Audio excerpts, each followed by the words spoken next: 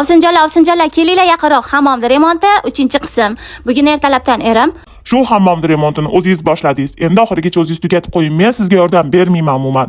Bugun kelganimcha hamma joy chinni chiroy bo'lsin deb chiqib ketdilar.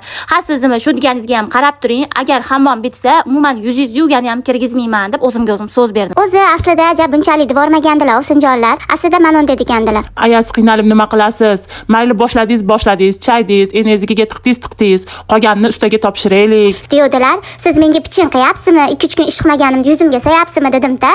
Yerga tushib ketgan samatenkamni olib yana ishlarni boshlavordim. Belimni boyladim, boshimga ro'molni boyladim. Yo bismillah deb Allohdan o'zimga kuch va sabr tilab, birinchi o'rinda shu pastga to'kilib ketgan sementlarni, qumsuvoqlarni bittalab tozalab chiqdim. Omalekigan tirnoqlarim, qo'llarim enasini, uchqo'rg'onini ko'rdi, ishonaveringlar. Voy, o'sin, siz ayolligingizni unutib qo'yapsiz. Sizda noziklik qolmayapti.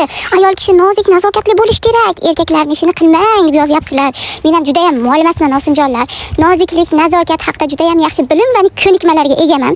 O'zimga e'tibor berish bo'yicha chempionlardanman ovsinjonlar. Hijolat bo'lmanglar. Men o'zimda qiziqqan ishlarimni qilishni yaxshi ko'raman. Bu ham bir hobbi, nima deysizlar endi? Odam o'zi yaxshi ko'rgan ishni qilsa, epla olamanmikin, qila olamanmikin deb o'sha ishni epla olsa, juda ham bundan g'ururlanadi. Eng asosiysi erimga kun bermayman men eplaganimdan. Mana shu joyi g'ururli. Yotoqxonamni remont qilgandan keyin ham erimni rosa gapladim. Siz remont qilmadingiz, men remont qildim. Ana qo'ylarimiz ham baravordi. Ana yana barashyapti. Har ikkita gapni bittasida men remont qilganman. Men remont qilgan hammomda cho'milyapsiz.